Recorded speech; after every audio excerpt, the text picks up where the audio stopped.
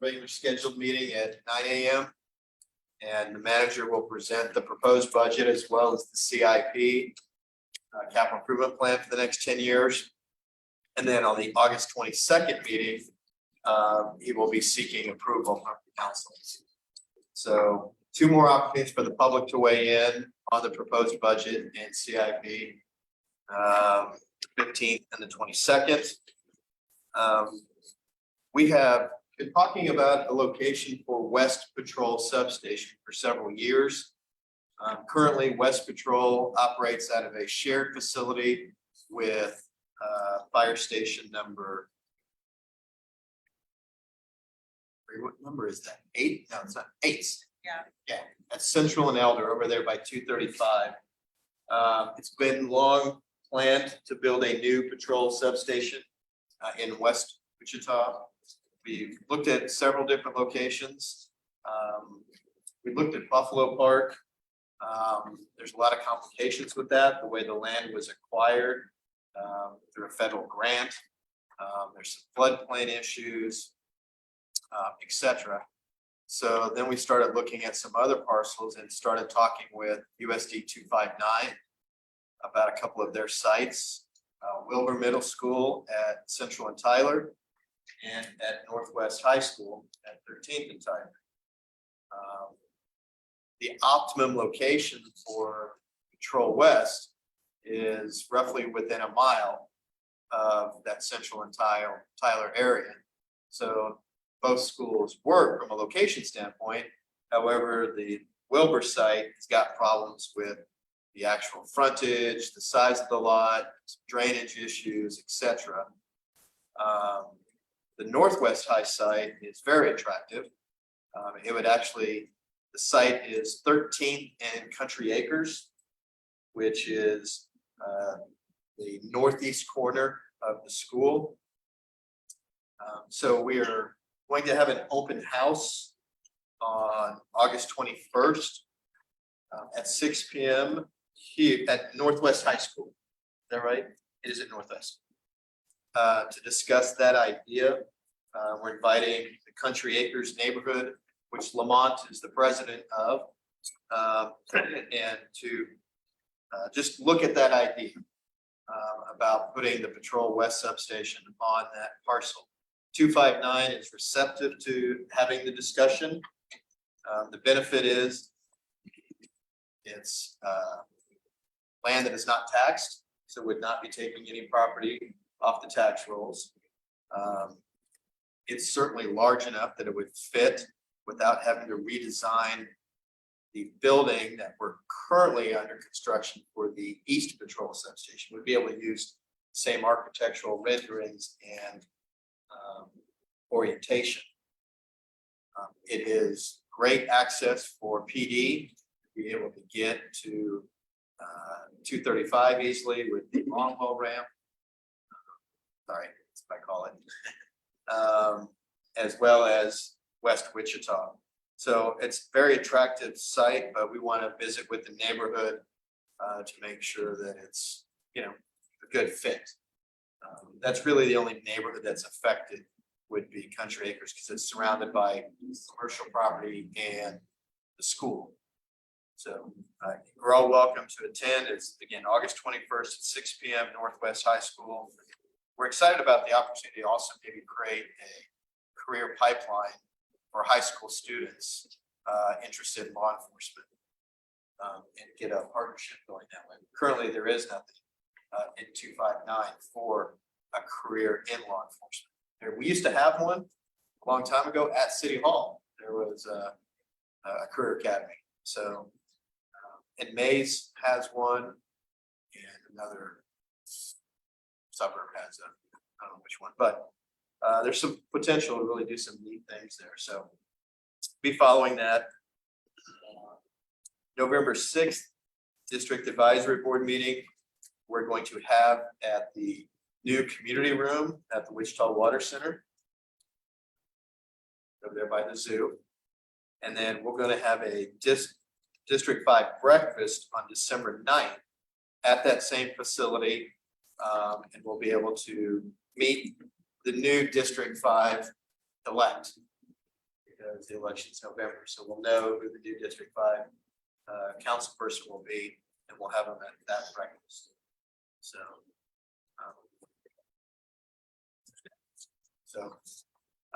That's all the updates I have. Does anyone have any questions for me or any comments? Thank you. We want to move forward to the staff reports. Anybody from fire on? And so nobody's here from fire. Moving forward to the community police report with Officer Kimry. Good evening. You need it. Now that the room. I know. Using the podiums. Gotcha. Okay. My name is Officer Kimry. I am the 19 beat and now 11 beat coordinator because we doubled up on our beats. So we've been very busy this month with our new task, taking on everything. So I did a few things like Mr. Fry mentioned, it's neighborhood night out tomorrow. I think we have over 21 parties to go to, so we're going to about 4 each because there's 5 of us. So hopefully we make them to all of them. I know that I have several that requested me specifically, so I'm going to go to those. There's actually, I think there's more this year than there was last year to go to, so that's good news. Basically, I know today we had some calls about a porch pirate. He was hitting Maze. I think it was on the news, and now he's hitting us. Today he was over in the area of 10,700 Rolling Hills and also 10,800 Marabou. Grabbed a couple packages. I guess Maze PD knows who he is, so they're going to be drawing up some warrants for his arrest. He is driving in like an early 2000s green BMW. So if you see him rolling around your neighborhood, please call 911 and have us get out there, because he's just, it doesn't matter if you have cameras or not. He's running up there and grabbing stuff, and if it's not something he wants, he'll just toss it. So something to be lookout on. The biggest complaints on District 5 are homeless complaints and domestic violence cases right now. We're getting a lot of calls about camps being set up, trespassing, sleeping in business doorways. We're being called out early in the mornings to address those concerns. Panhandling, obviously, and then causing problems with citizens on sidewalks, you know, because they're just milling about and saying things that people walking. The hot team is working on it. It depends on if it's private property or if it's public property, how do you address it? If it's public property, we have to give them a notice. If they have a camp set up, they have to be posted, and within 2 days they have to remove their stuff. Remove it. If it's on private property, say a business or something like that, the business owner can opt to trespass them and have them removed from the property.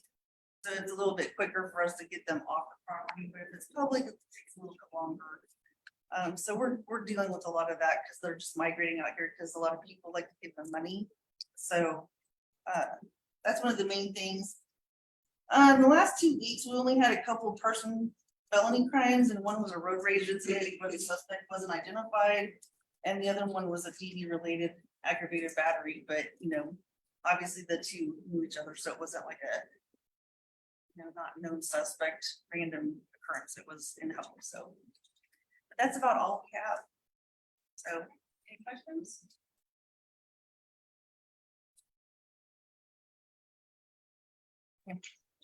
Officer Kimray, before you depart, when is the next Second Chance Tuesday? We are working on that because there's only 5 of us, so we have to recruit some other on that. We're hoping for September, but we don't have a location or a date set yet. Excellent, thank you. On the homeless situation, there used to be a card you could pick up somewhere and hand it to them to give them resources. Is that still in works? Well, we have the hot team that comes out, and they're the actual team that gives them the resources. And they're actually quick to respond, usually within the same day or the next day. They'll come out and talk to, you know, the homeless persons and see if they need some resources, a place to live, if they, you know, have food or job opportunities, stuff like that. But a lot of them just don't want them right now. So, you know, we do offer everybody stuff, so it's just making them want them. So. Anything else? All right, thank you. Officer.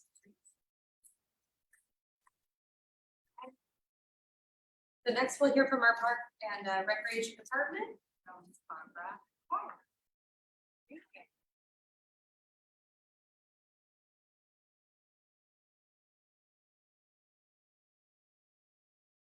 Hello, everybody. I'm Barbara McGuire. I'm the program specialist for Wichita Park and Recreation.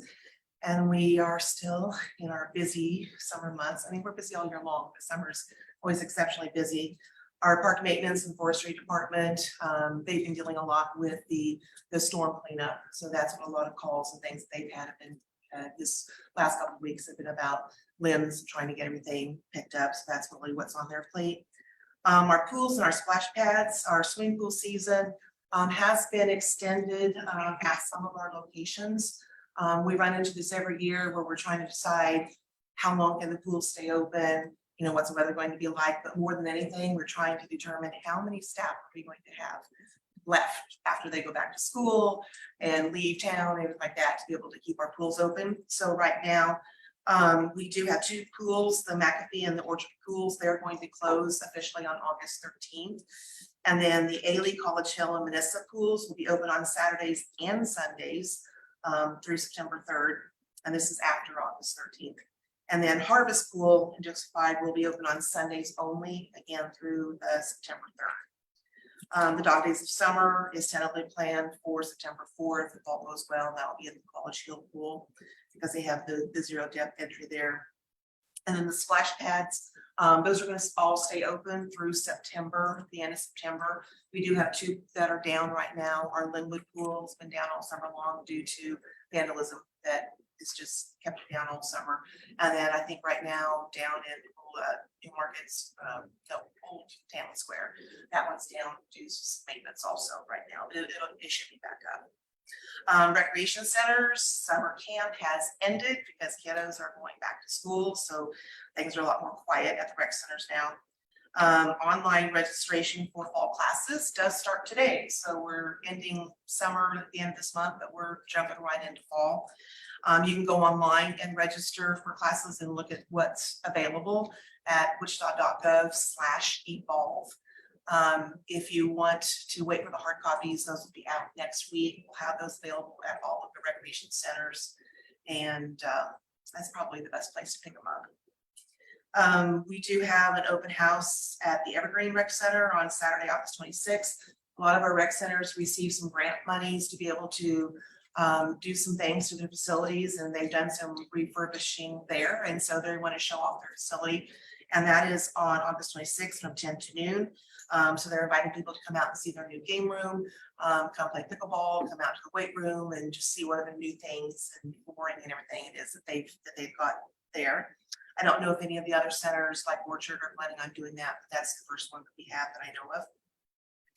And then the Carl G. Brewer renovations budget was approved by City Council on Tuesday, so they are moving forward, and that facility will be closing down for at least a year and a half, maybe longer, I'm not quite sure, as they do a major renovation on the facility. It was built in 1958, so it's got a lot of updating that needs to be done there.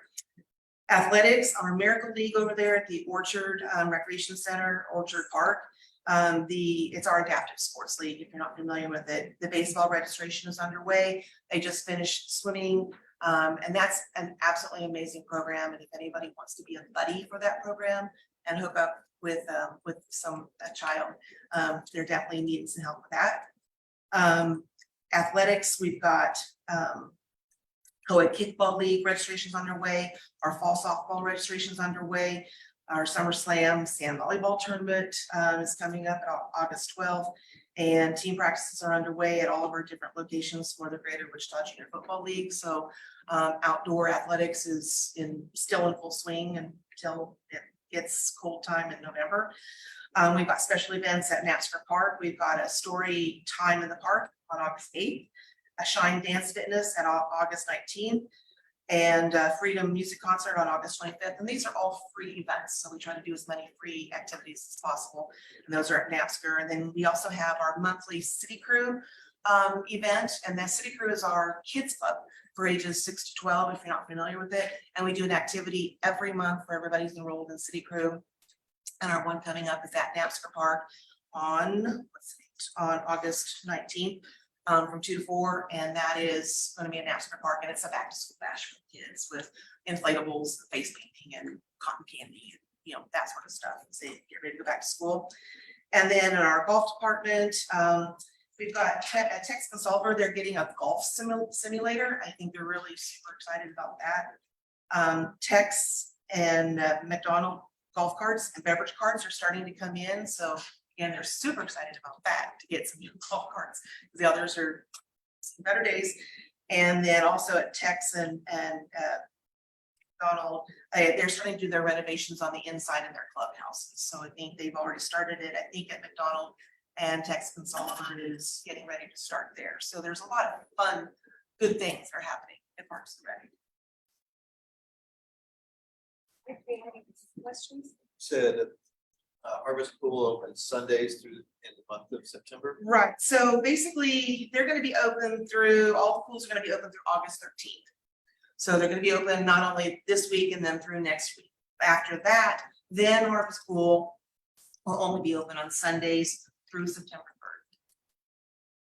I just have a statement, Barbara, you guys do such an amazing job with your summer programs. And if you guys haven't done or gone to the site to see some of the partners they have, but the kayaking trip to Kiva Plains is just amazing. You guys do a fantastic job, and I'm so impressed with the programs you have. Thanks, Sierra, we appreciate that. She's a frequent flyer, she's come twice now. I love it. It's our floating on the river program that's on the river, and it's our kayaking. I think that right now we go through September. I think that the only ones I have openings in is the senior tour, which I can't remember the date, like August 11th or something like that, and I do have open, maybe it's September. I'm sorry, I don't remember that date, but we have openings in that, so that's ages 55 plus. Nothing different than what we do with the others, it's just a little slower pace. So, and there's a dinner afterwards, so there's openings, so please sign up. All right, do we have any other questions? Great. Thank you. Okay, next up, we're gonna hear from Officer Redder from the fire department.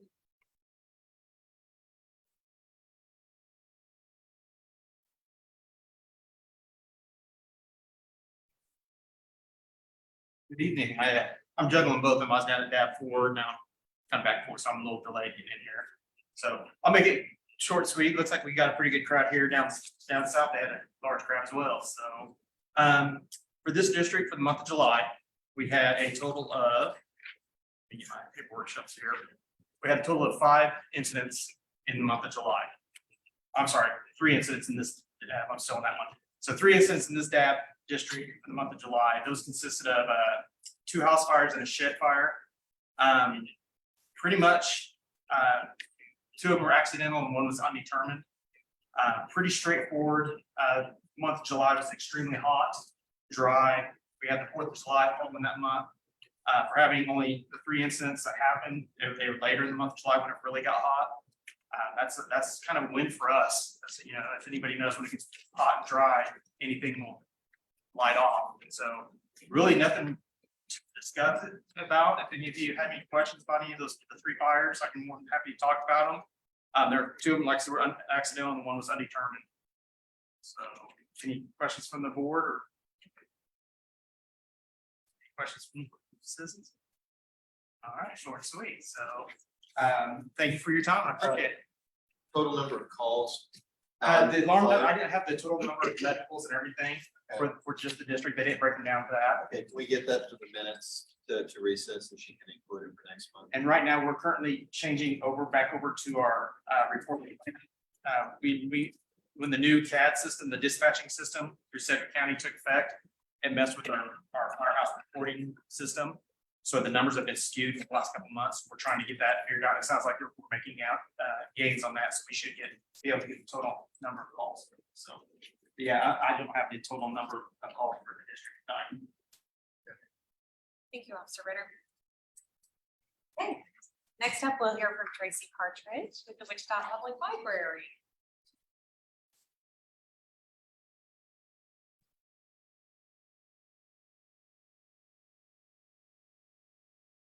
I'm the manager of the Westlake Branch Library. The first thing to mention is the progress that we're making on our remodel. Typically, we are at 8515 Beckmeyer, which is close to the Central and Tyler intersection. But May 22nd, we moved to a temporary location because what I like to say is we're going on an expansion and remodel journey. And it's going to take 12 to 14 months. So we have been at that temporary location, which is at 7011 West Central Suite 205 since May 22nd. An exciting thing that's happened actually in the last month is we now actually have videos on our website of what the projected exterior and interior are going to look like once the remodel and expansion are complete.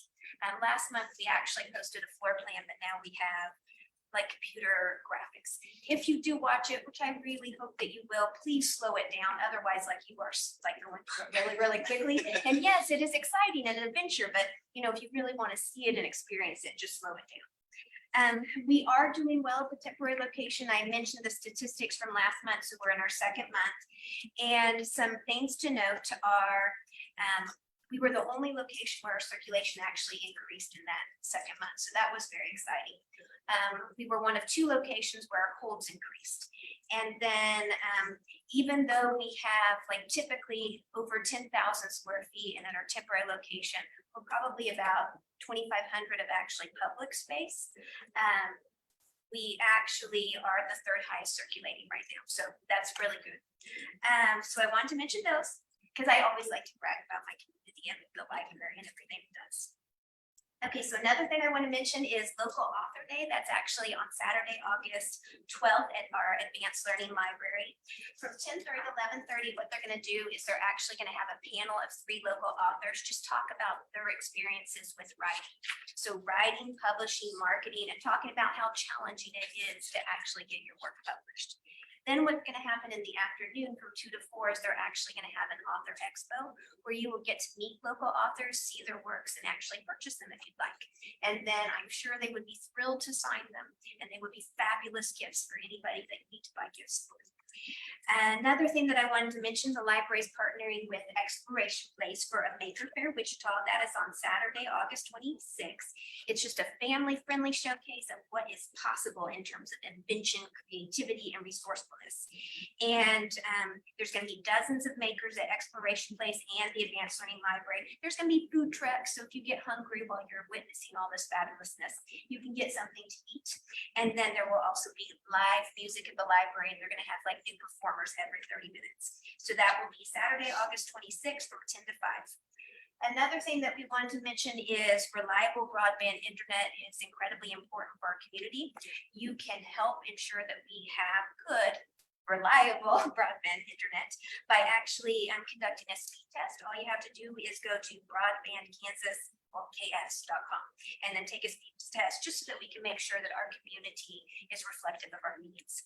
And then the final thing that I wanted to mention is also on Saturday, August 26th from 10 to 5, the Friends of the Library is going to have a bag sale, and that will be at the Advanced Learning Library. If you have a Friends bag, they will allow you to stuff it as full as you possibly can and only pay $5 for all that baglessness you put in the bag. If you do not have a bag, you can actually purchase a bag. And so by purchasing the bag and then also filling the bag, you pay $10. And if you want more details, you can visit wichitalibraryfriends.org. The Friends of the Library will actually pay a special fee, get a preview of that the night before, so they get the best things. Okay. Does anybody have any questions? Questions? Okay. Well, thank you so much. As always, it was a pleasure to see you. Thank you, Tracy. Thank you. We always love your reports. Thank you. Alrighty, so next up would be Public Works and Utilities Report. Mr. Mike Farmer.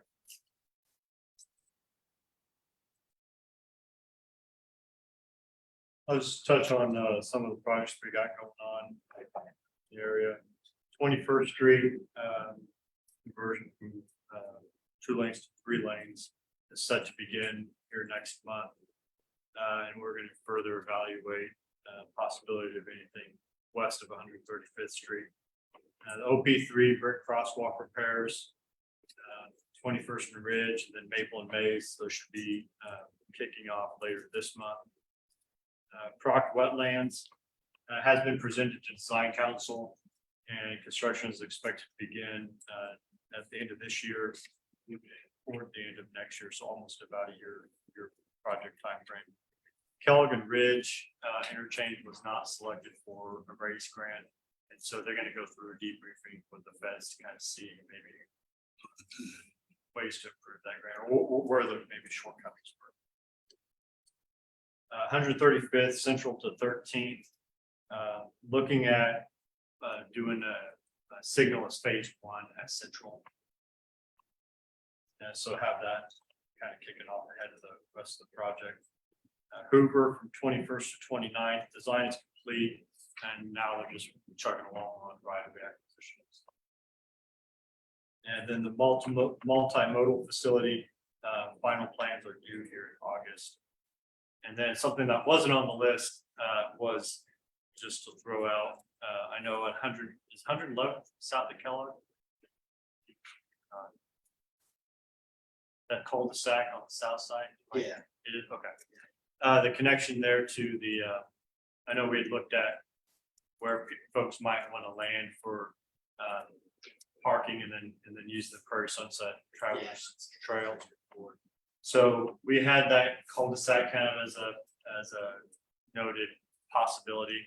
And so something else unrelated kind of came up, and I was traffic engineering. So I was in that area looking, I thought, we should just kind of throw down a ramp and some sidewalk here. So we did that. We kind of expedited that with our sidewalk contractor and got that. By the time we met and it was done, I think it was like a week and a half or something like that. So I just drove by over there. It looks good. So that sidewalk, and as I was out there, Ken, I don't know who he was, he adopted that section. He was picking up the trash. He said, "Hey, this looks great." He said, "People do park there." And so they just walk over the grass and uneven terrain. So now they have a nice kind of finished sidewalk. Quick question regarding Maze Road, Central to 21st. That's scheduled for OP3 this summer. And when I met with Gary and Paul on Friday, they thought it was in September, but do you have a time frame? From Central to 21st, Yeah. he has it still on the list as being in September. Okay. So basically that section of Maze Road is getting a new treatment, an overlay, all the crack seal, and a new overlay, and then restriping. So Yeah, and I did not get enough. Well, you'll know more than I do. it's the one I get asked about the most, because it's the most heavily traveled road in District 5. That's the section I drive whenever I go to Yeah, Dillon, so I I get feel a lot like of questions about that. thermal crash. And then for those of you that don't know what he's talking about, on the first item, 21st Street out here from 119th to 135th. It's currently 2-lane with very wide shoulders.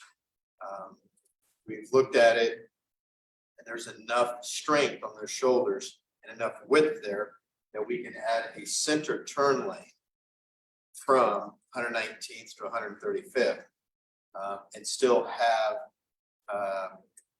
bike path on either side. And they'll be narrower, but it should alleviate a lot of the rear ending that we've been getting on 21st, because they'll be dedicated left center turn lane now. And there will be delineators, they look like plungers along the bike path to try to keep traffic from. What we're seeing right now is a lot of cars are going into the bike path, swerving around, people turning left. Well, that's not good for the people on the bike path. So by creating that center turn lane and then having those delineators, that should keep them out of the bike path. We're gonna look at if this next thing that we're gonna hear regarding the PUD, if that moves forward, we would then look at extending that center turn lane to that development. It's not planned yet. We need to see what happens with this proposal, But that's what he meant by we would look and evaluate that as well. Right now, the plan is from 135th to 119th, the center turn lane. Clear on.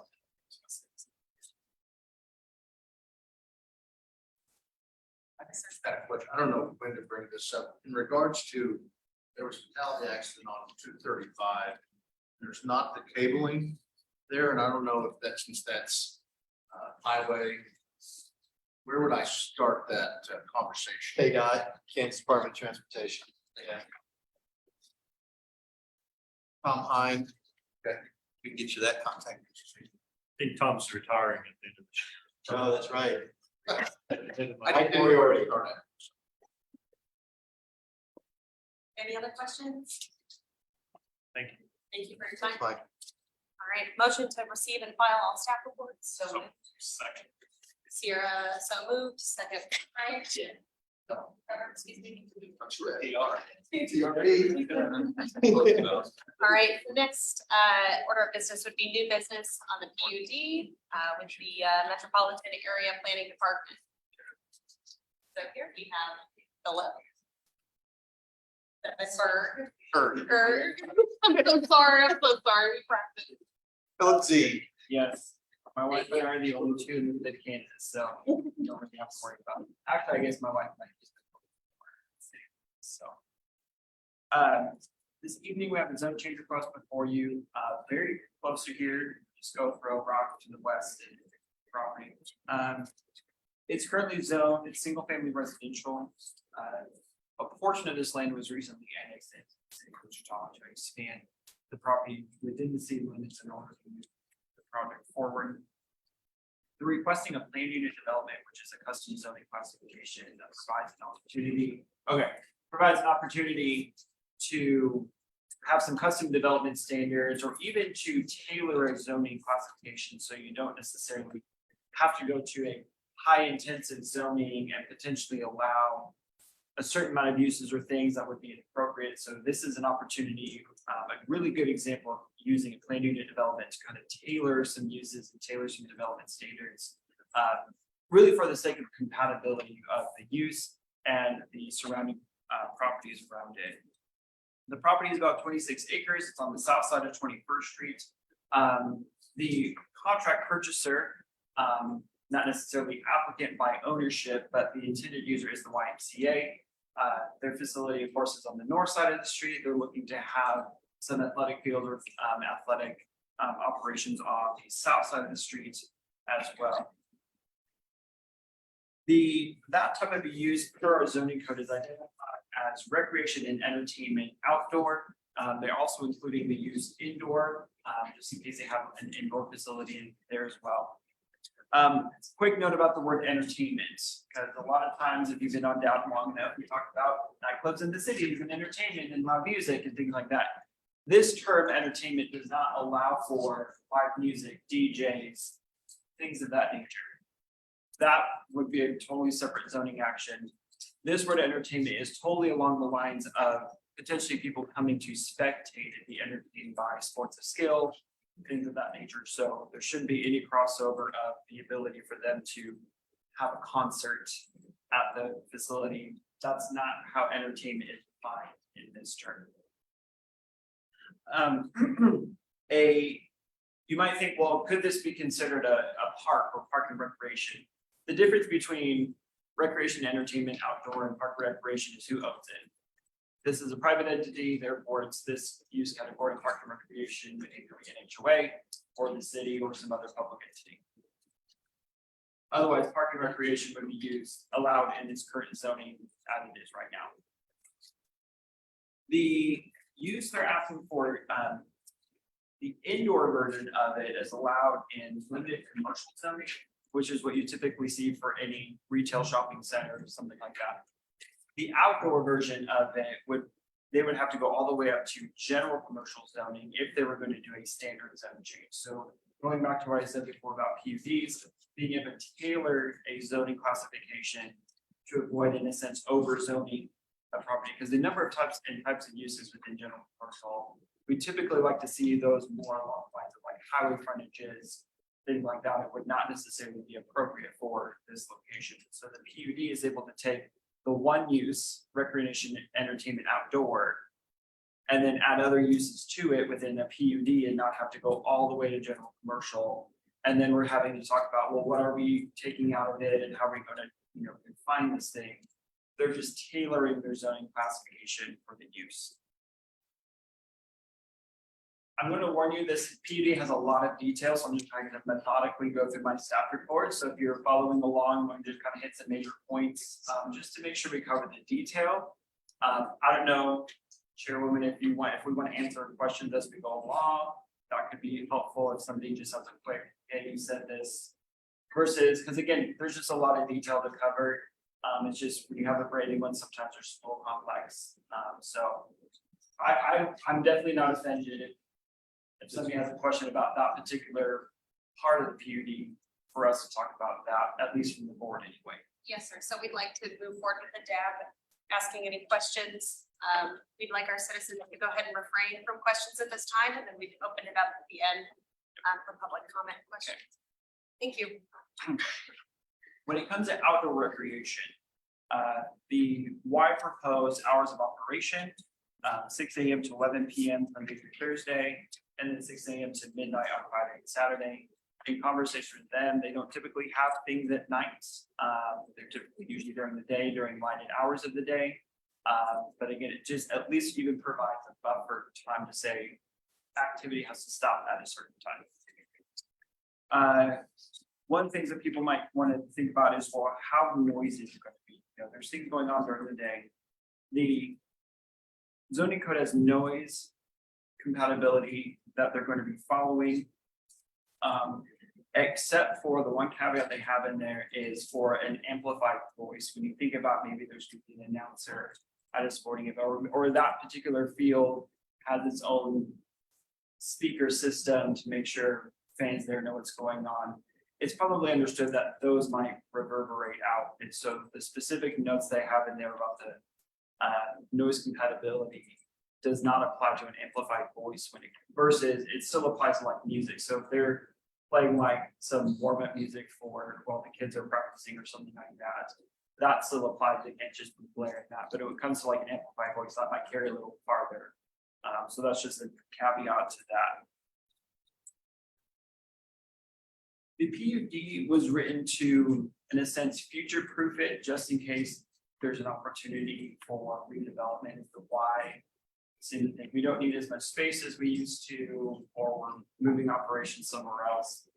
It provides an opportunity for a property along 21st Street and 135th to possibly redevelop with others. So the PUD identifies several things, and I'm going to talk about it in a couple different zones. The first zone we're going to talk about is what would be allowed over the entire site. Now, the site's fairly large, and it backs up to residential on the south, there's residential on the west. Those they categorize as things that are fairly unintrusive uses like church, community assembly, daycare, library, park and recreation, school, or university and college and agriculture. Most of those uses are actually already allowed by right in its current zoning with SF5 as it is. I think daycare general would need a conditional use, but most of those would pretty much be allowed by right now. The next zone I'm going to talk about, I'm skipping around my staff report, but I'll come back to them. Don't worry, I won't miss any. Is the north 750 feet, or if you want to think of it this way, if you take 21st Street and you go down 750 feet to the south, that is a zone that they have identified as where they could see the possible, would potentially allow the possibility of retail general, which is again, it's along 21st Street, which is an arterial road. There's intensive uses across the street with the Y and the hospital. Office general, an ATM machine, event center in the city, small asterisk on that one. An event center is one that just allows you to rent space. If they wanted to serve alcohol and have entertainment, that gets you into those other classifications that would need other zoning action for. So specifically, event center wouldn't allow for entertainment with live music, DJs, things like that. So event centers, the personal care and personal improvement services, those are dry cleaners, hair salons, nail salons, barbers, tailors, pretty much kind of neighborhood convenience type services for you to use laundry mats, things like that. And teen club, which again, the teen club, I'm trying to think of a good example, like Boys and Girls Club, something like that. So all of those more intensive type uses would be restricted to within 750 feet of 21st Street. You might say to yourself, well, how far is 750 feet? I'll hold this up so people on this side can see it. This dimension here is at least 800, maybe a little bit over 800, yeah, about 800 feet. So 750 feet gets you to about here. The audience. So we're not even, we're a little bit over half the depth, but a fairly normal I'm size. sorry to interrupt, but could you please point out where Sunrise Avenue is and how that 750 feet is going to affect those homes? Because I can't. I'm sorry, ma'am. We'd like to go ahead and we hold have- off on public business comment and questions. But- Yeah. Your point is taken. Give us better orientation. So Sunrise Avenue is right here, or Sunrise Street, which is a private road on the west side of the property. And 750 feet is approximately here.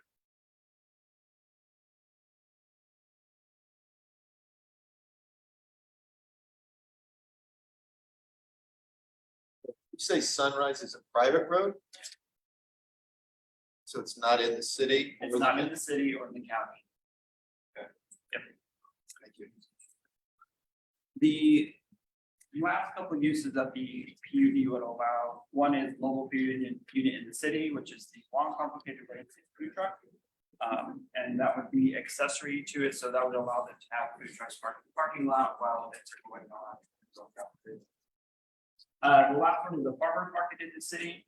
And it would follow the additional rules that are in the zoning code, which are outlined in your staff report, with one exception, and that exception prohibits private farmers markets from happening on the weekends.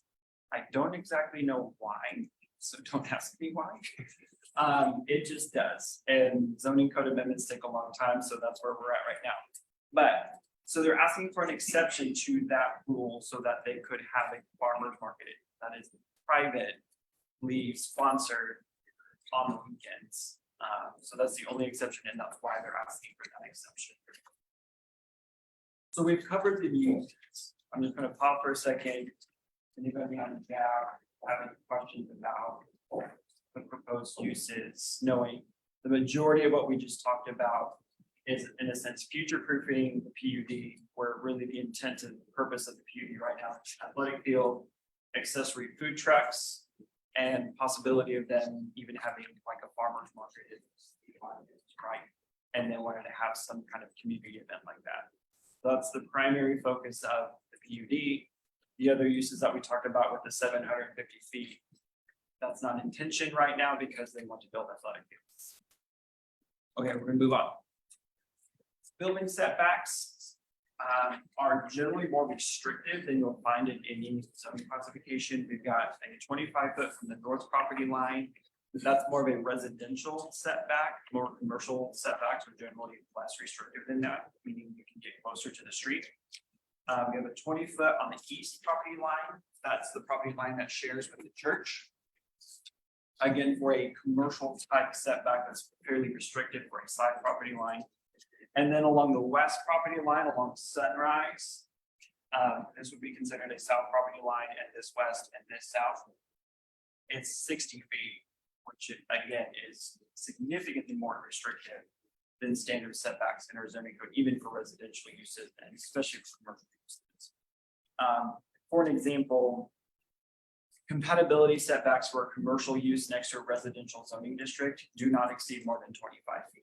So if you were to have a commercial use on here and it's a straight zone change and they back up to residential like that, the farthest they would have to be away for a building would be 25 feet. So they're really looking to add some space protection from the closest residential by requiring a 60 foot building setback.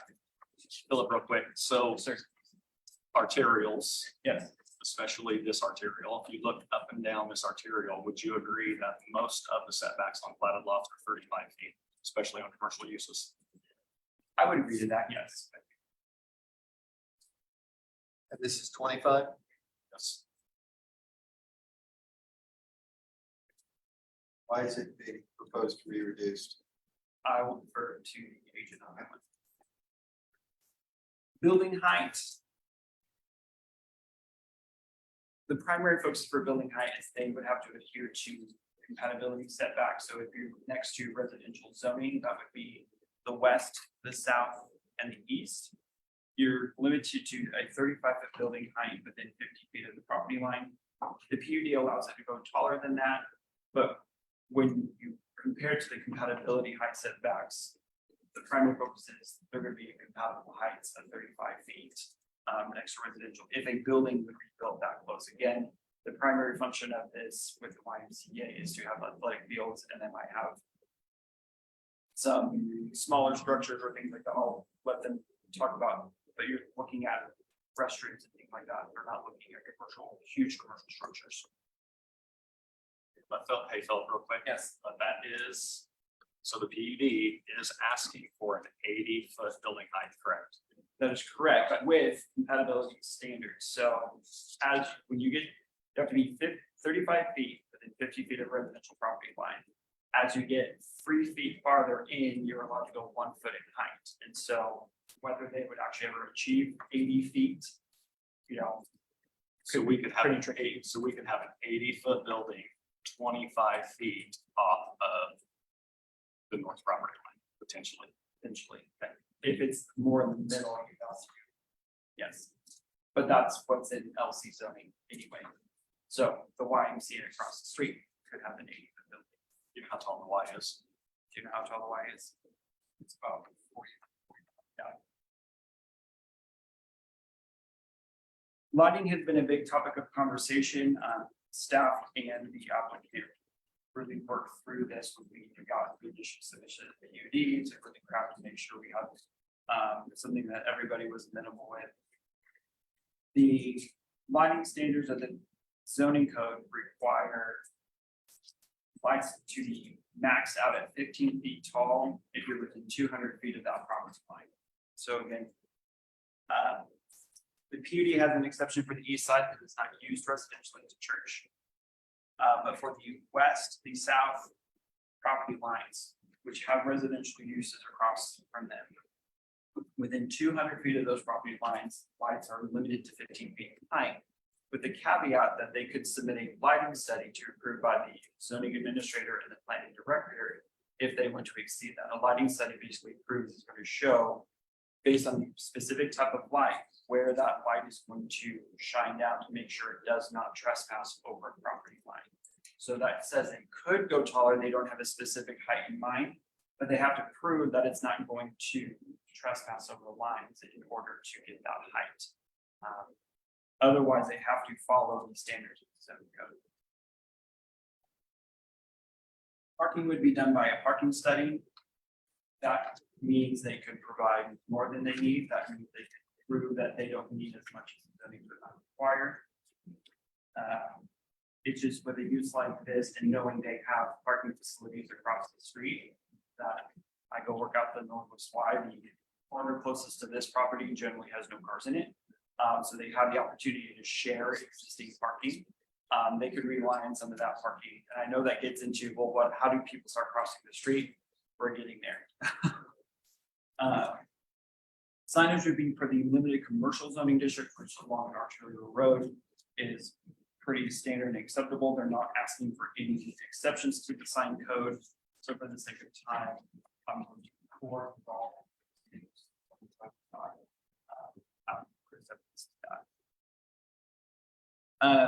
Screening and landscaping.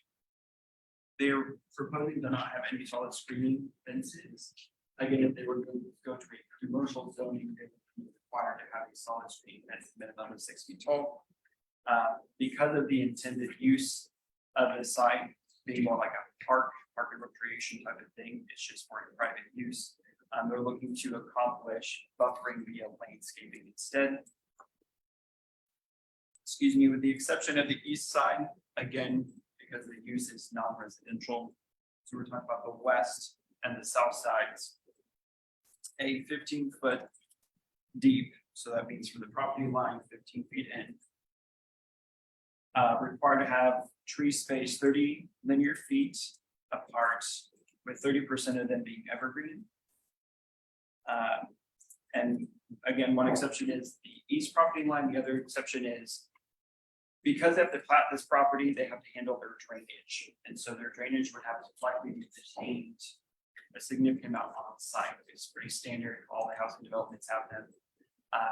If they were to put their drainage basin and that separation of the property line to when the basin is done is 100 feet, then they would not be required to provide landscaping on the other side of the basin, the property line basin. They would not be required to have landscaping because there's 100-foot separation between that. My understanding, they haven't completely finalized a layout. Possible layouts that they've shared with staff but are not part of public record show that they're considering drainage somewhere along one of the side or south property lines. That could change, but that's just a caveat to say there's a far enough separation not to have landscaping. So the surrounding context to the north, everyone's pretty familiar. Directly north is kind of the farmstead. We have the YMCA. The west, we have SF20 land in the county with single family homes. To the south, we have SF5 zone property in the city, which has single family homes. And then the property to the east is SF20 land in the county that has a church that we talked about. Hey, Philip, sorry to interrupt. So would you go over real quick the code requirements compared to the proposal for the trees and shrubs? So buffer depth is the same at 15 feet. The tree count calculation, the code requirement is one shade tree per 30 linear feet. The PUD is one tree per 30 linear feet. The shrub count, the code requires 5 shrubs per 30 linear feet. The PUD is not requiring shrubs. And then the vegetation ratio is a 33% evergreen count versus a 30% evergreen count. Public services, and I'm going to wrap in here possible road improvements. That's going to be a big discussion during the time of planning. That's where they look at construction. Obviously, the Public Works has been in contact with them, and they're already thinking about the fact that road improvements would likely be needed. So 21st Street is a paved 2-lane arterial, has open ditches. The posted speed limit is 40 miles an hour at this location.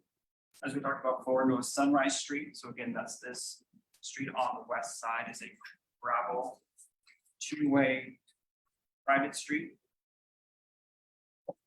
These 2 fingers, I believe, are now under contract with the Y. Is that correct? They weren't initially when UD was moving forward, but they're technically under private ownership. The whole point is the Y does not have the right to use Sunrise as an access. They private drive. It's not public right of way. There's Bellick Street on the south, which is a step street at dead ends. The PUD has specific language that access to the site has to be off of an arterial. Bellick is a local street, therefore prohibiting Bellick as being used as an access point. Possible road improvements, these are not finalized, these are just part of the conversation. Like we've already talked about earlier tonight, possibly extending that 3-lane configuration to this site to have a center turn lane. It looks like they can accomplish that and retain the bike path. There'd have to be a conversation of when and whether or not to include a pedestrian crossing, if there seems to be a lot of crossing between the Y facility and the athletic fields to the south. That's just a general picture of what conversations have been like. Again, a lot of that conversation is going to be hashed out during the time of planning.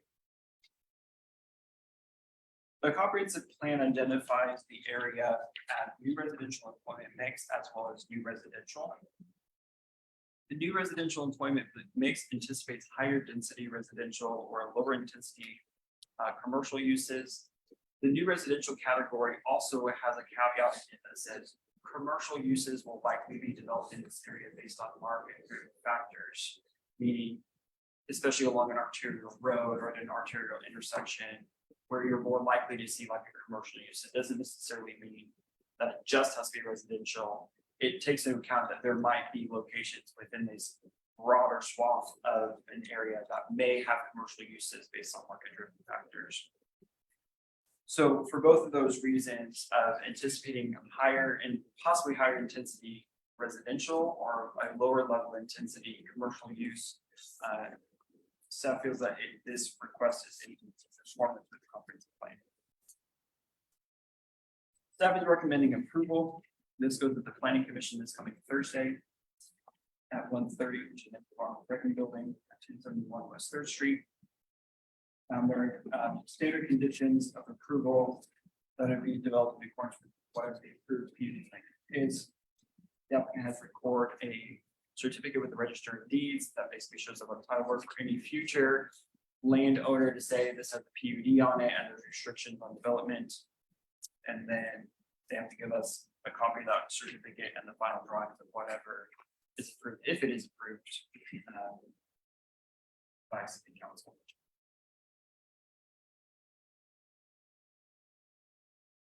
I think I covered, like I said, a lot of detail that covers, there's a lot of different facets to writing a PUD and getting custom governing language into the document versus a single step change. But you guys have other questions for me that you have not asked so far?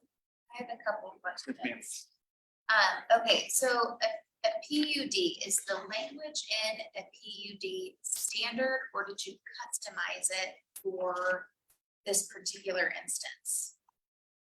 A PUD is custom all the time. Okay, So no PUDs are the same. okay, A PUD allows us, basically what, if this is approved, the document that they submitted with the governing language becomes a zoning district unto itself.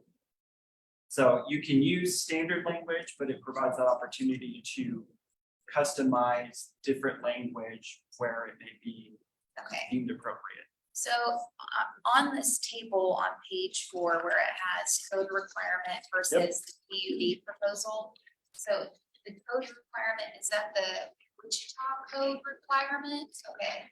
And so in this customized PUD proposal, they're wanting less trees, less shrubs, and less percentage of evergreen, correct? This one?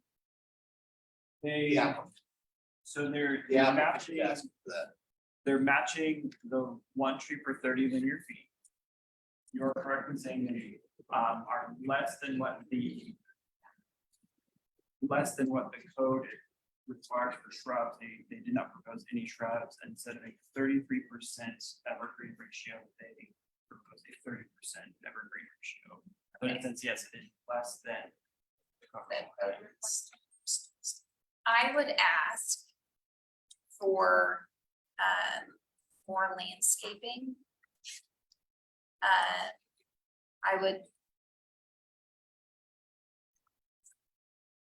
I guess I am of the opinion that more landscaping is probably, especially with the complaints via the neighborhood, your properties lining that. One of the major complaints in the emails that they sent was we're really worried about noise. And although it's really just gonna be a sports facility, and I don't know if it's gonna be soccer's, I mean, all of my kids went through the YMCA soccer camps and soccer sports and football and all of that. There was never any kind of PA system. You know, it was never loud, no music. But I think that's a great negotiating point, is maybe there's 2 trees per linear foot or something. I just want to throw that out there. No, So and that standard, and that's a really good segue to saying, pretty much everything we've discussed is negotiable. You Yeah. have the opportunity to recommend higher landscaping, or we want the shrubs included, or we want a higher percent of the trees to be evergreen so that they're, visually shielded more. Those are all points that can be massaged through this process and be part of your recommendation. that was my number 1. My number 2 is kind of to Trevor's point down here, this, in the setbacks and building height section. The 25 feet along the north property line, why can't it be the 35 typical? And then the other, and this is probably a question that you don't have the answer to, but the PUD permits building heights to be 80 feet. So hypothetically, yes, if the YMCA goes away in 10 years, an apartment buildings go up, right? What? No, So for shaking your that, head. No, but not with the restriction that the PUD is putting on. It doesn't allow for that. yeah, but an apartment building, but you could have some commercial uses where it allows the.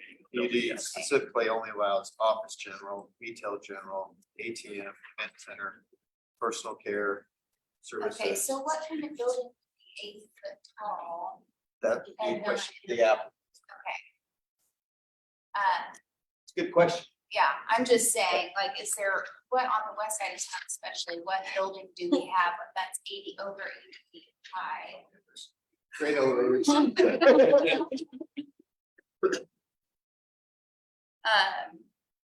So yeah, so that was, I think that was my last question. Questions before I go to. Phil, I'm just You're way over our maybe. First of all, thank you for your detail. I would You always appreciate do it. so No, well yeah, every it's time awesome. you're explaining it. One distinction, I think I heard you say earlier that I want to make sure I understood. If in fact this were a public entity, not a private entity, theoretically, let's say the city wanted to come in and do the same thing, the fields. Did I hear you say in that case, a zoning request wouldn't even be needed on the I table? believe that would be considered park and recreation, and I will double check when I can pull the zone code on my phone. Yeah, And I believe that's allowed in single family SFI. I just found that interesting. Thank you. For example, like, I know it's not park and recreation, but like May South campus, SF5 zoning, Yeah, whole schools, thing, Okay. yeah, schools, SF5 churches, zoning. park and recreation. all that. Northwest High School, SF5 zoning. Yeah, I do have one more question for the applicant too. And one of the questions that was posed by one of the property owners that's neighboring this property line is why are you not expanding to the east side of your existing property? Or to the north or east, why aren't you going that way?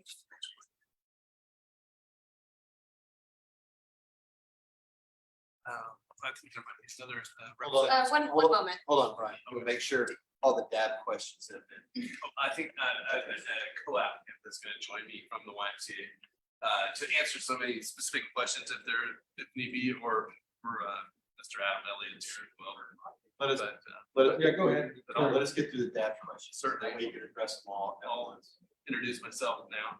I'm Brian Lindeback, MKEC Engineering, 411 North Webb Road, on behalf of the owner and applicant. We're thankful to be working on this exciting project. It's gonna be expansion, hopefully, to the existing YMCA facilities and the offers that they provide to the citizens at large. I don't think I have to go into too much explanation of what the YMCA is and who they are. That's one beautiful thing about the YMCA. It's kind of explaining a trip, quick trip. Everybody knows what they are. So they have really good reputation. Again, Brian, stop. Yeah. Let us make sure we have all of our questions asked Okay. before you go any further. Okay, well, I'll answer the two questions that Stop. Let her finish what she needs to ask of our data members Okay. before you go any further. Thank you. Dab members, do we have any other questions? Do we have questions online? Side questions. Keep it along. Sounds good. All right, so following up, Brian, on that question, Rachel's question, in regard to the east side on the expansion, you want to repeat your question one more time for? So your existing lot goes all the way to 135th, correct? There's not sufficient room to do the facilities that they need to build on right there. So that's the short answer. And it's also not zoned appropriately. Thank you. Do we have anybody online on the DAB who has questions?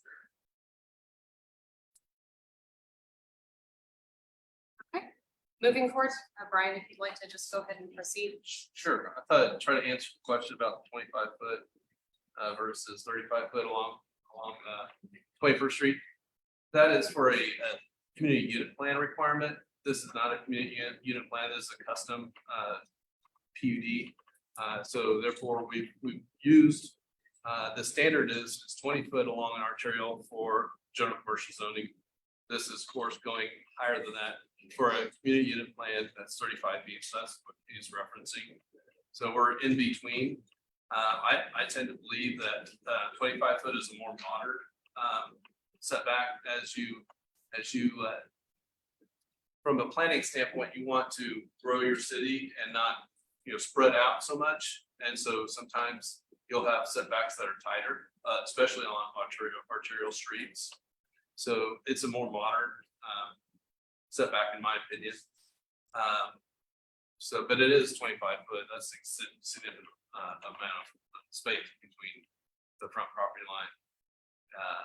So that's that answer. And as far as the landscape buffer, this property will have a significant drainage improvement around the perimeter of it.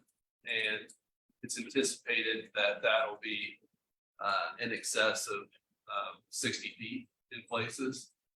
And so there'll be a huge separation between the activities on the property and the adjoining property line. So, and with regard to the landscape buffer itself, we intend to build that drainage swale that will catch that drainage and carry it away. And on the outside edge of that swale, where would be adjacent to residential properties, is where we do that planting of trees. And so that we don't think shrubs would be sufficiently beneficial to anybody, given that there'll be that huge swath there as well of the drainage way. So again, you gotta take it in context with the type of development that's gonna occur here. This is what the planning that we've done. It makes sense for the planning that we've done to not require shrubs along that corridor and to only require trees. And we felt that the tree canopy as proposed is definitely exceeding what's there today. And it would be incompatible with, very compatible with the neighboring properties. So back to the chart though, it says 1 shade tree per 30 linear feet, and then the PUD proposed one is 1 tree per linear foot. Is that a typo? Or are you gonna put like a teeny tiny tree there, but it's still technically a tree? See what I'm saying? I think the difference is, and I think that I Actually, can, I apologize, in the PUD text, I'm looking at page 10. It does say 1 shade tree. Okay. For every, so I apologize, that was just Okay. a single word in the table, but an important word, so thank you for your question. the intent is that it's a tree versus a deciduous tree. Is we're giving options to placement of evergreen trees. And we've also created a requirement that 100% of those be evergreen. So Earlier discussion was brought up, and I know this isn't, in stone yet, but there's gonna be possible pedestrian traffic between Y and Sweet Hall. 21st is very busy street. So have you discussed possibly a pedestrian bridge to take people up and over and not have to stop traffic for any reason, or have kids trying to cross the street? yeah, we've talked about some different ideas, and with the traffic engineer who's no longer here.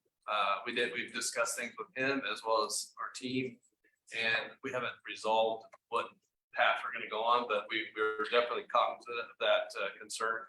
And we're looking into it and trying to find the best solution, but it probably would not be a bridge because it's probably like maybe $1 million to get over the thing. And then, we talked about him tunneling underneath, just know there's ideas that have been floating out there, and probably the most reasonable one would be some sort of potential signal if it's warranted to get across there. So that's probably the most reasonable and likely scenario.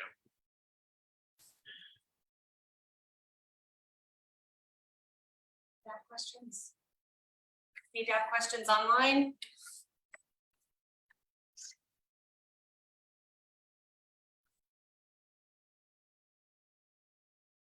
If there's no more questions, I'll just reserve some time to talk after the citizens speak. We'd like to go ahead and open this up to our public for any questions for Brian at this time. So, yes, please hold up and hang tight, please. Any questions from our citizens? Yes, ma'am. If you could stand up, please state your name and your address. My name is Tamara Wise and I live on Sunrise Avenue, 2017. Okay, thanks. You'll have time to respond. So I have several things to ask about this. Number one, I know everyone that I have talked to on my street believes that this is nothing but an athletic field. They have no idea that there could be any commercial for the first 750 feet, which will be right in front of our homes. So is it possible for us to get a copy of the PUDs that you guys are looking at? Because we have no idea of this.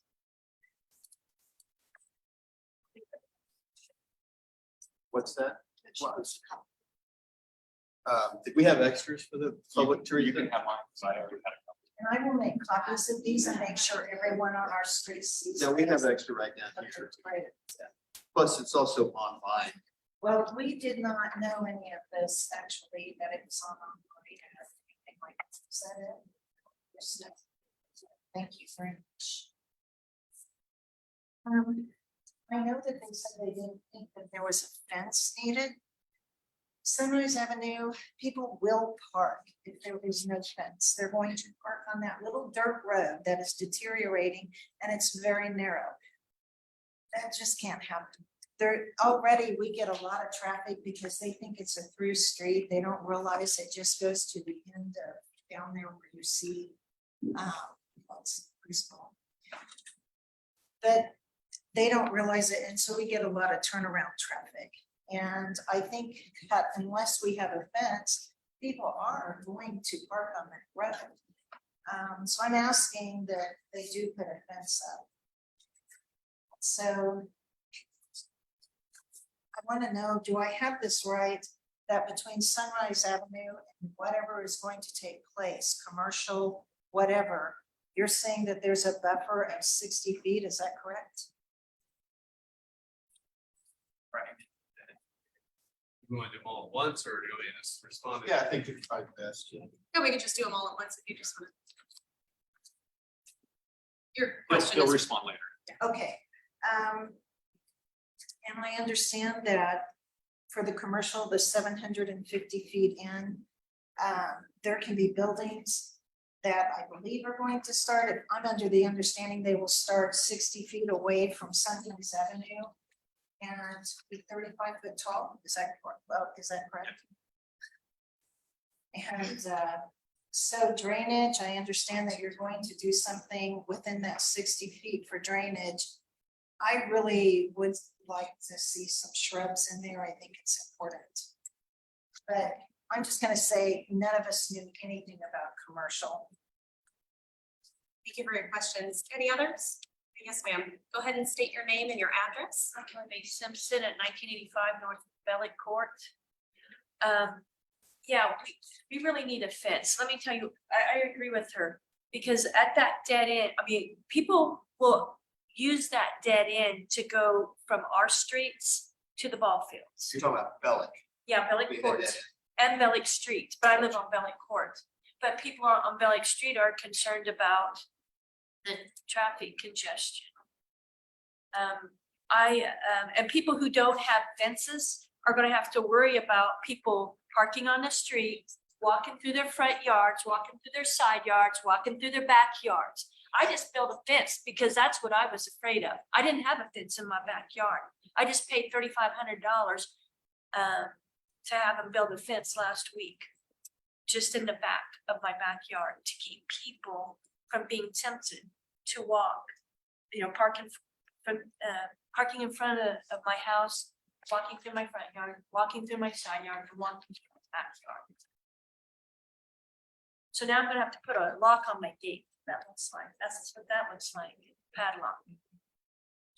And, yeah, somebody told me, Brian told me that there was gonna be a fence, around the perimeter of the, ball fields, around the, or the YMCA property.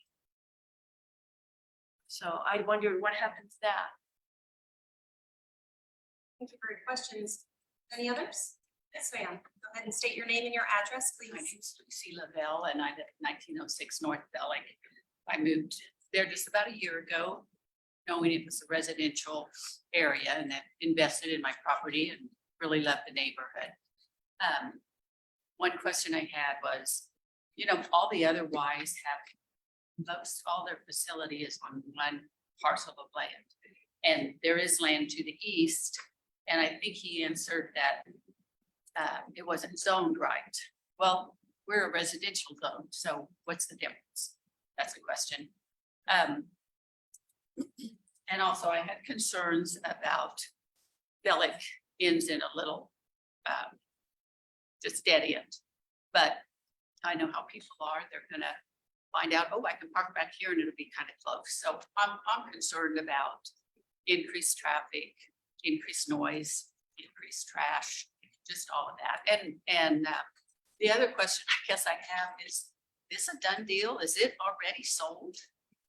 And then now we're just getting the information that this has been rezoned. Has the Y already purchased it, this land? Those are my questions. Thank you for your questions. Any others from public comment, questions? Yes, sir. Just a reminder, please state your name and your address. My name is Richard Grabsa and I live at 1989 North Bellick, which is the northwest corner of Bellick Court and Bellick. And so my first question is, I'm concerned about my property value.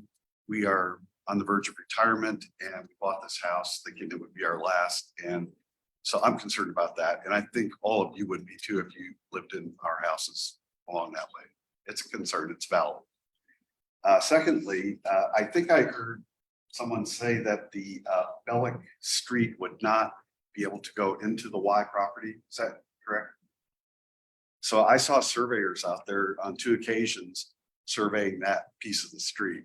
So I just want to make clear that that's part of the PUD, that street will not be allowed to go through into the Y property, because if it does, we will definitely have traffic issues.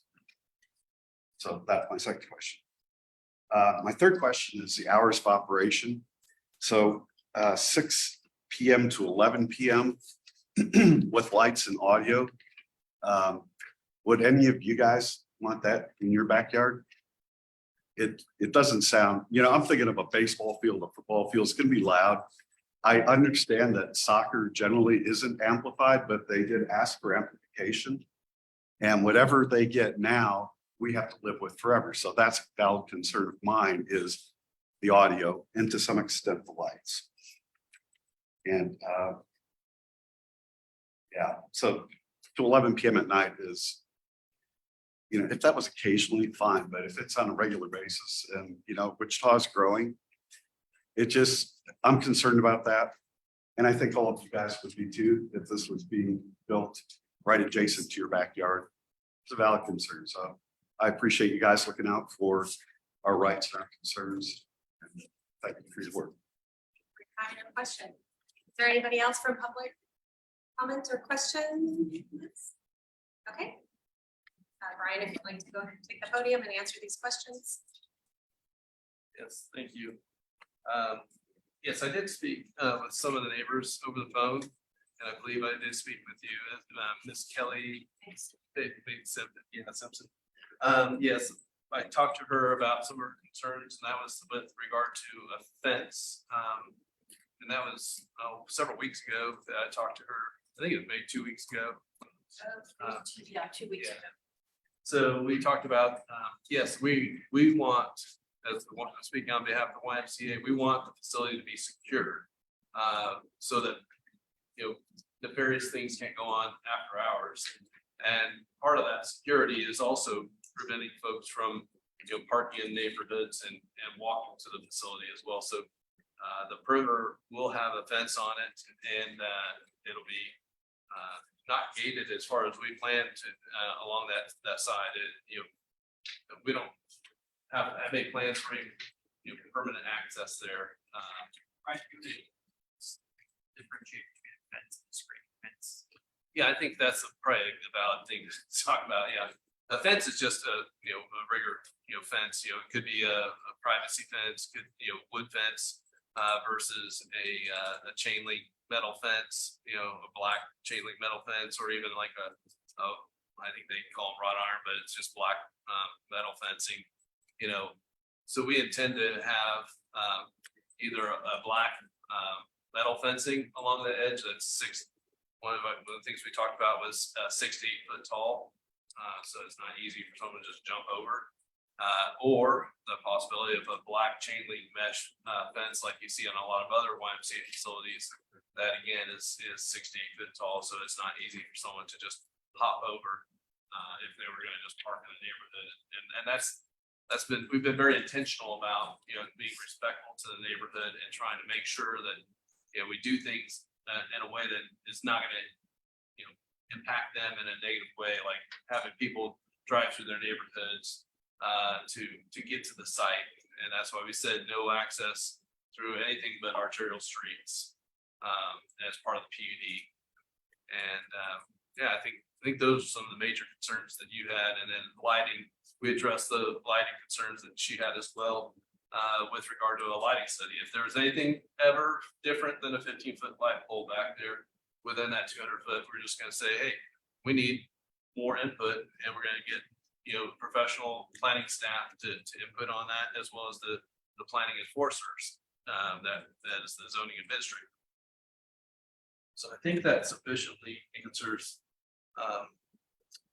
Ms. Simpson's questions and concerns about access and fencing. So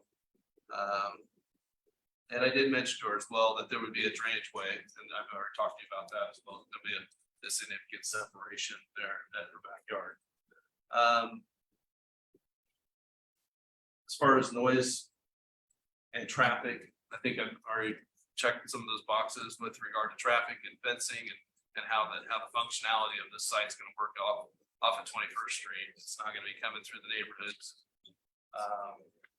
As far as land sale goes, I think that's a private matter, but it's my understanding the land sale has not closed.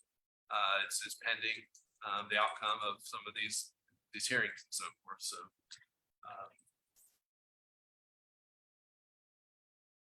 I think as far as hours of operation, I think generally, with the YMCA, how they operate, you go look on their website and see their hours of operation. I think that's what's going to occur here.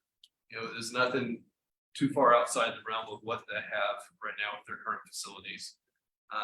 We tried to, that's not a requirement to put hours of operation. We tried to put a backstop so that there's, some general parameters, and these rules are enforceable for forever. So we're trying to create a backstop now so that, that there isn't a concern in the future, like if something goes on after hours over there. We want it to be compatible with the neighborhood, and that's part of being compatible.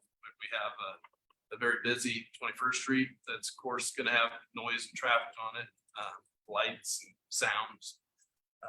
135th as well as very noisy arterial street, but we think that this is a very compatible use in this location, being along 21st Street.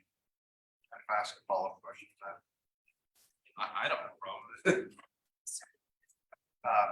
is there any kind of a limit on decibels on the amplification of sound? Yes, there is, and that's part of the zoning code. And do you know what that is? And where it's measured from? It's a little, I'm not really good at the sound aspect of it, but it's fairly restrictive. I mean, it's something that you wouldn't think it would be. It's like, I don't want to say anything because it's probably wrong, but it's fairly restrictive with regard to. You can probably even do a quick Google search of the city's noise ordinance. And it has, the city's noise ordinance has specific decibel levels at certain times of day. But yeah. I'm sorry, could you show one more time You said something about so many feet in, was it 700 and some odd feet from 21st Street, that you were going to possibly have commercial. This is, we're trying to build some options here because we haven't set a site plan. And in doing so, we need to be able to have an office for these facilities. And that 750 is really the furthest in that we would anticipate having offices for the facility, you know, so Since I live right across the street, it is very important. certainly, so there's roughly the 750-foot mark, and then like we've talked about, we've got a 60-foot building setback on that west property And line. then after you go to 60 feet, then they can be 35 foot tall. They can be whatever the zoning code allows, so we've there's a substantial buffer there, and I think that's what I'm trying to point out, is that it's very unusual to have a 60-foot buffer, which is a significant buffer. 60 feet just doesn't seem like a lot. And then we're also planting trees along that property line as well, so it'll be further buffered. But you're only gonna do one tree every 30. That's code. That's a minimum. That's already code. So it's not a deviation from the existing code. And the existing code on that setback is 15 to 25 feet. By putting it at 60 feet, it makes it, 3 times, quite 3 times. At least double what it is now. But if you saw how narrow our street is and houses, 60 feet would not seem like very much. 60 feet from, not your property line, be from the edge of the road.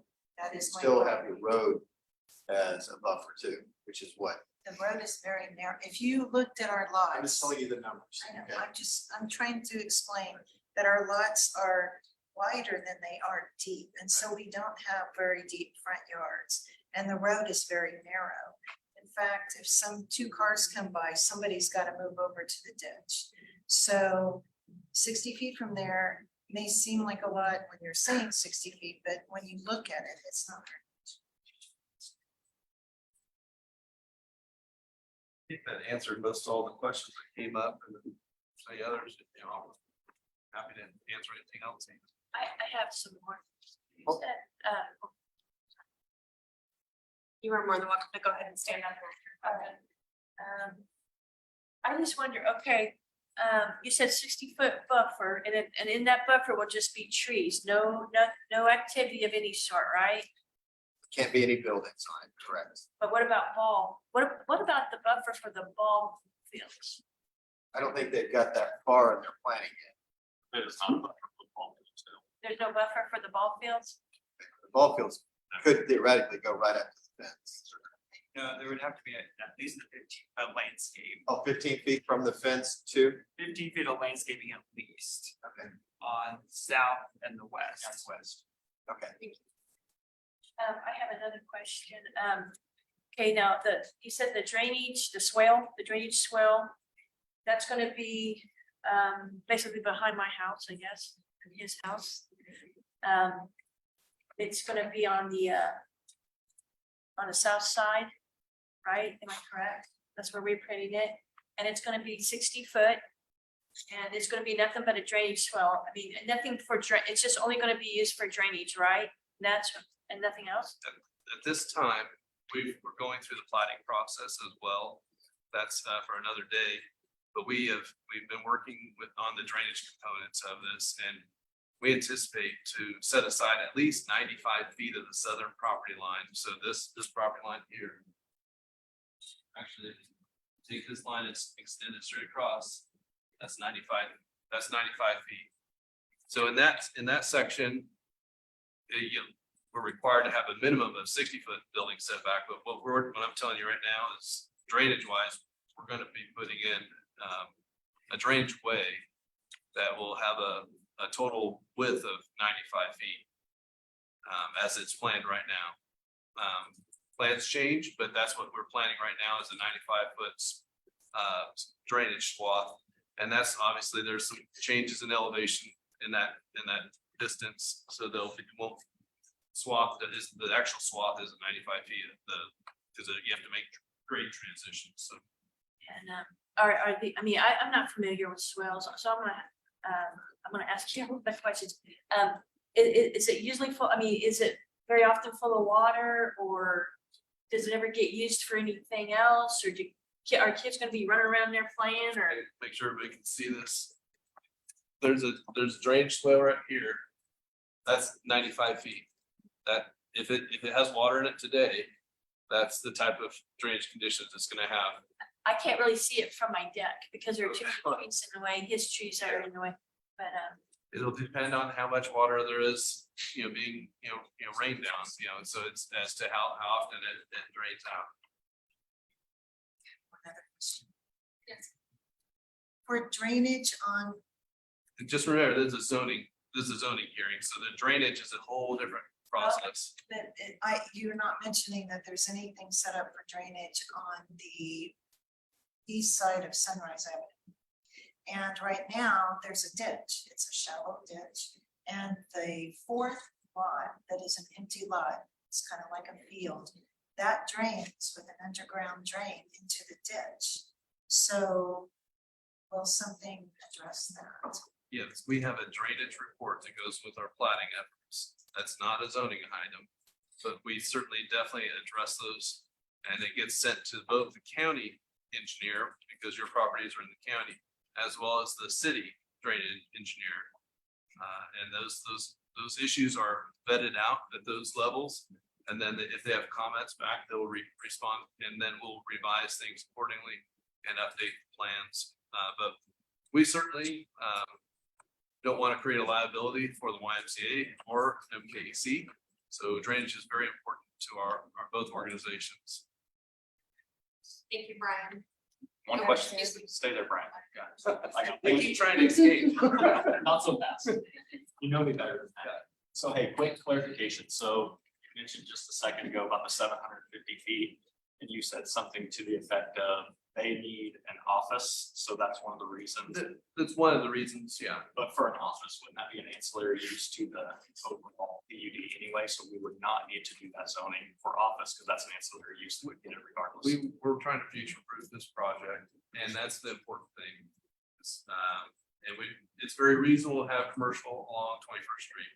Don't disagree. So That's there'll be lots of parking, so there'll be lots of parking lot. Disagree with that, that. like all that. So that's the logic, and we have to try to fit drainage, parking, and the facilities. There's just a lot of components moving along here, and that's why we need some flexibility on the depth. Right.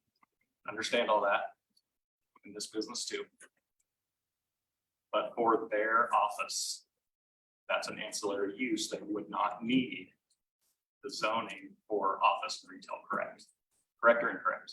That's a fair statement, but I would say that, we also are trying to future-proof this. If you're gonna build a building, we want, there's other buildings, other offices down the street. I've got another question. I learned when people ask for variances, there's usually a feature plan for an 80-foot structure. What would ever cause you to build an 80-foot structure, and what would that? So 80-foot is standard.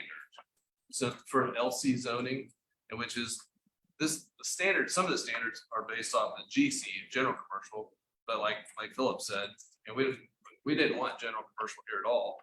But 80-foot is standard for a limited commercial zoning district, and like I said, it's right across the street. If you go up and down 21st Street, most all those properties along 21st Street are LC, so they have 80-foot as their standard basis height. So if they are a bigger, development, they can sometimes reduce those down to 35 feet for certain parcels, and then maybe it's a bigger parcel in the back they want to be able to be seen. So it's just more of like, hey, let's not try to reinvent anything here. Let's just kind of stick with the standards there.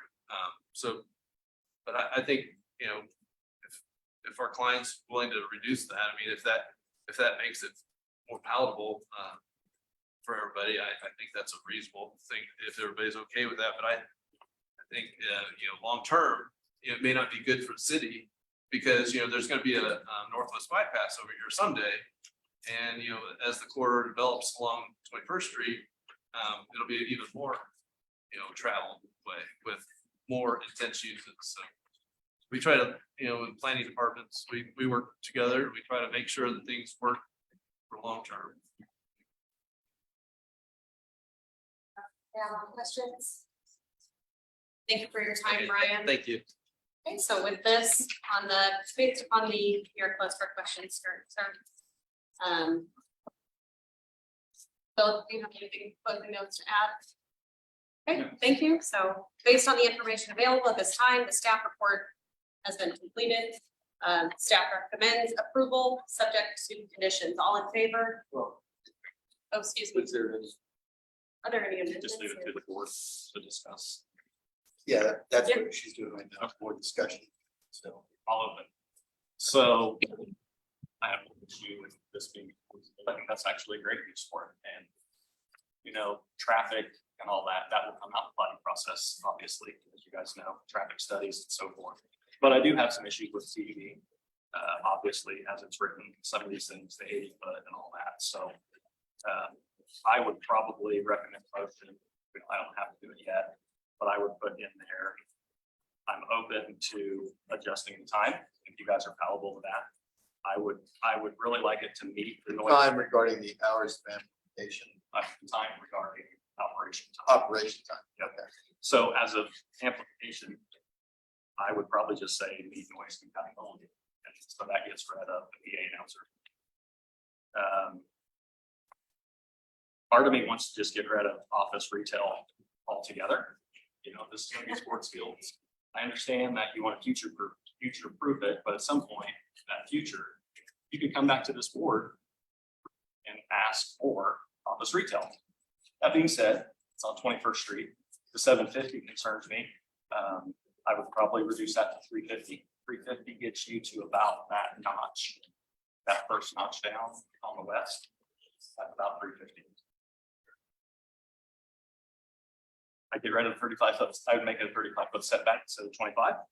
I would probably go 45 foot max building height based on that's possibly what the Y is. No need to be 80.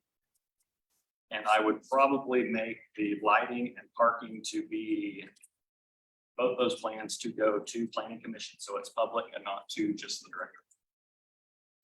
So if you guys want to add, subtract, talk about that, I'm all for it. What piece did you want to go public? The lighting, The lighting plan and the Instead of- parking plan. instead of going to just the lighting administrator, to actually bring it back to planning commission. So here's my problem with parking. So parking requirements, we can get those reduced. The problem with it is if we reduce the parking on that lot, people will park on Bella. If they're going to, I know they will. Hell, I would. If it's closer and the parking lot's full. He goes to the gym every day. On weekends, that place is packed. The parking is packed, especially if baseball's going on. So it's going to have, and they're not gonna have nearly that much parking. So if it does get reduced, that's a concern, but I'm not gonna put that in here, no reduction. Just let them reduce it if they want to reduce it, but it should go to planning commission, not just overall. Same with lighting. I like all your amendments. Same here. Well, I would say there was some specificity missing. I know you're just throwing up for general discussion, so just helping keep on track.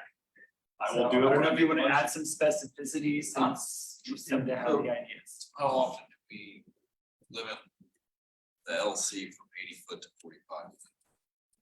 So. You're doing a PUD, it's limited, it could be limited all the time. Yeah, PUDs are each. You're not answering my question. How often do we do it? How often do you like it to him? Is it done? Doing it tonight. Yeah, we haven't Maybe. had a lot of PUDs before this body. So I Is it can't, something that's regular, not regular? Philip would be a better, It's a loaded question and a loaded answer because everything with zoning is always relates to what's around it. So, you know, to say, how often do we, reduce the height of an LC property from 80 to 45? My first question would say, well, what's around it? So there are times where it's appropriate, there's other times that we don't because it didn't seem pertinent to do so. We'll say like on a rock wall cylinder that's just across the street. It's 80 foot tall, it's 85 feet tall too. your name and. Sorry, With the Y, Yes. With Adam, with the YMCA, Elliot, YMCA. And their average operation are 4:30 in the morning across the street, so wouldn't be able to do that. You're limit the hours.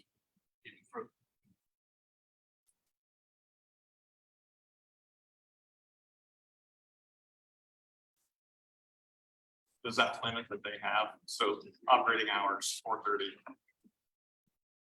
If we limit just the operating hours for outdoor activities. Yeah.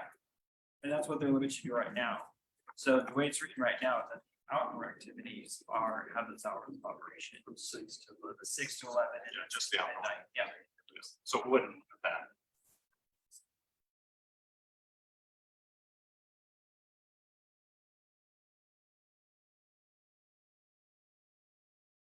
Discussion.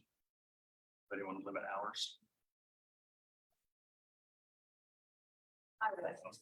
I would like to not see them go this late. I agree, That's too late, especially during the week.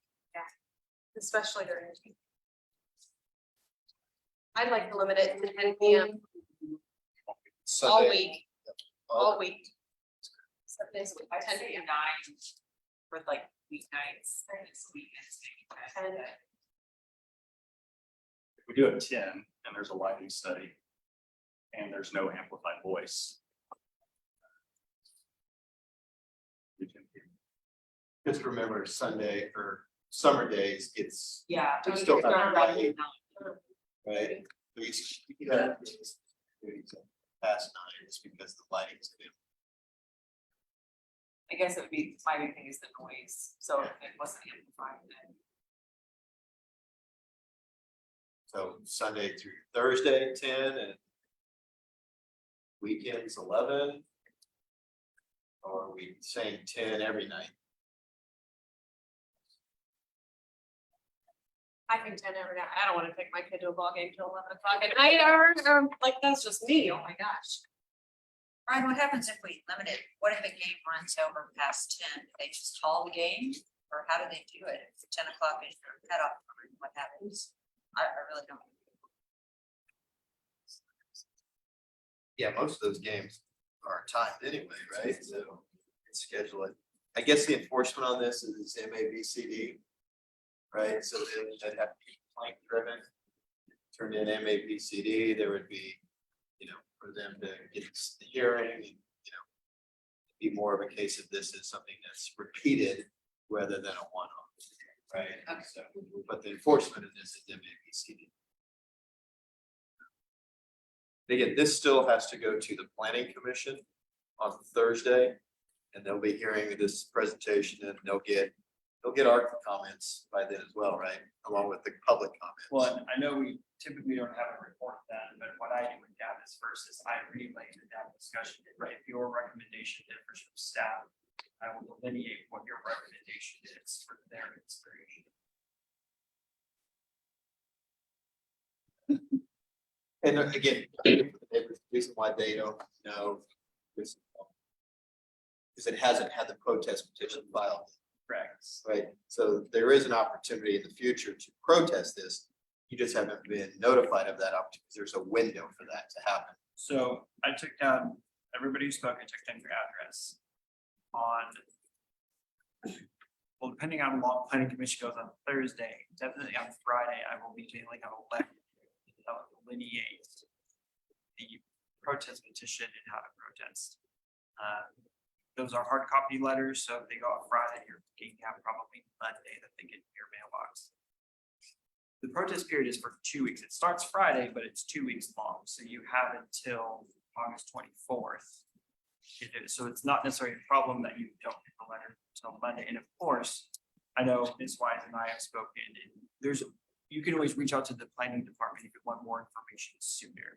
We are definitely happy to resource you on how to do that, when to do that, where to send it, all that stuff. But you will receive follow-up letters from the planning commission. You also receive the follow-up letter from the city council. By speaking at these meetings, you put yourself in the queue to be informed about the case as it moves forward automatically from my department.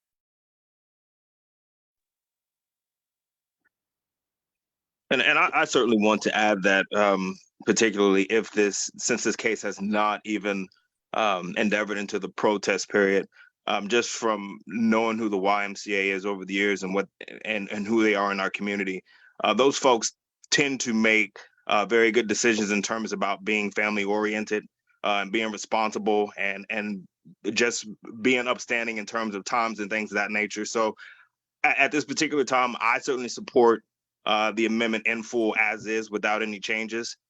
With that protest period being available, I think that there will be an opportunity to look at things further. So I'm gonna review I'm just gonna review, I took notes. Adjust the time frame to limit the hours of operation to end at 10 p.m. all week. Outside operation. right? Outside operation, yes, outside operation to 10 p.m. all week. I can make Noise this in a has to motion. be, I can make this in a motion, and do it quick for you.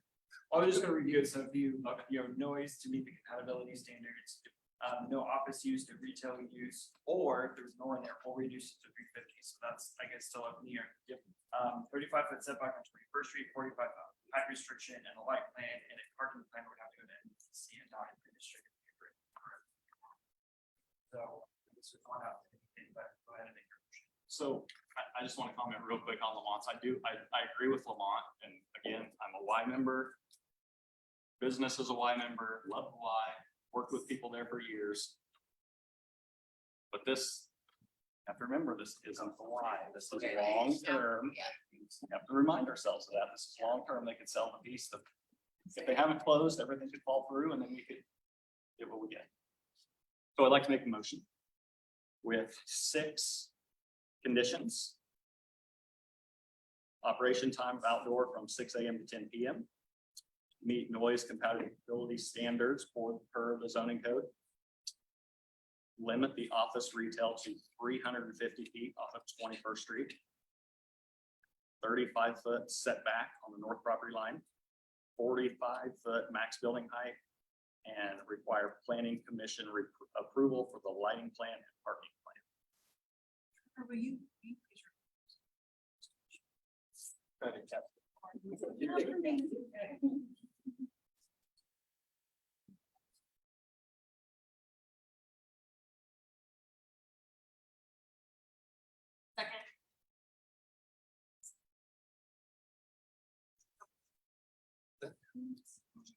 Yeah, she did. Motion second.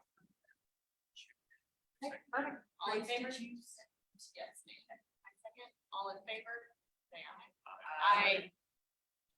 All right. Any opposed online? Aye.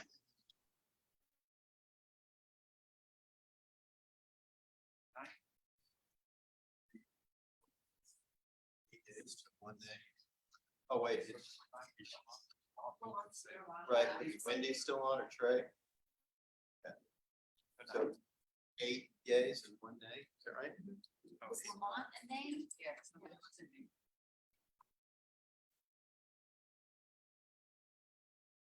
Okay, so for the public, your next opportunity to hear this, weigh in, will be Thursday at the MAPC meeting.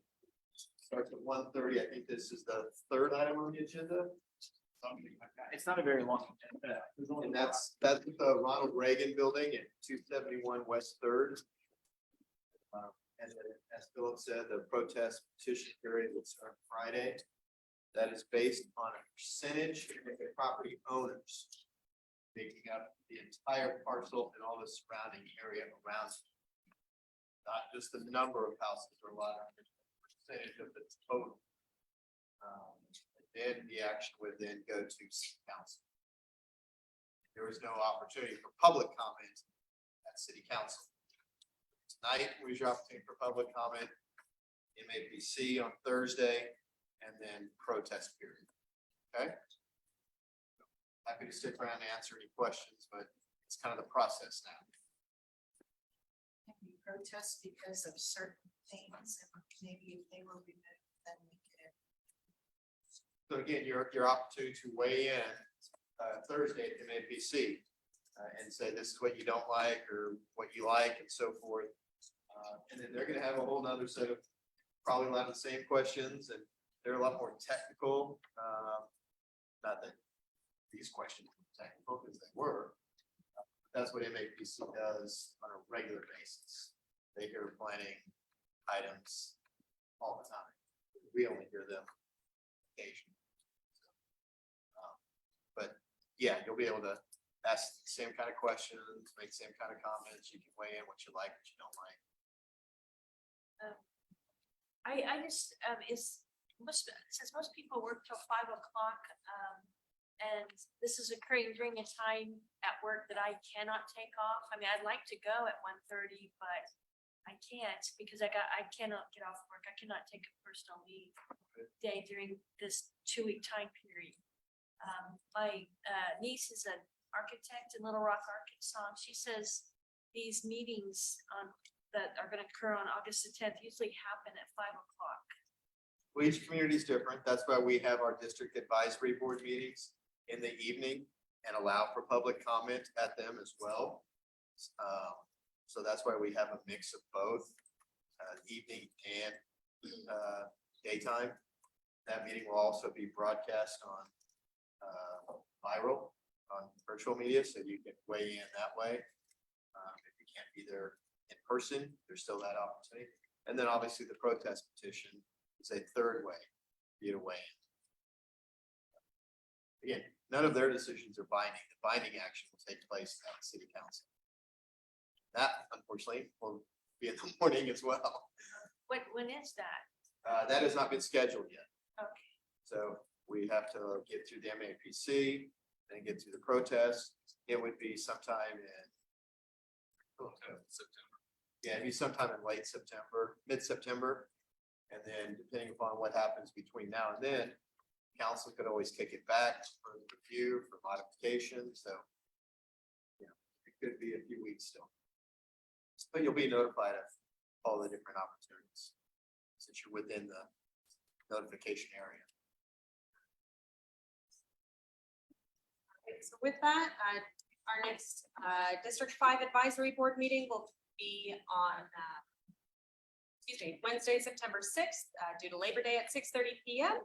For a complete list of the 2023 District 5 Advisory Board meetings, you can visit our wichita.gov council page as well. So thank you all for taking the time and Thank you, Madam Yes. Pro Tem. good job, Grace. Yep. And thank you.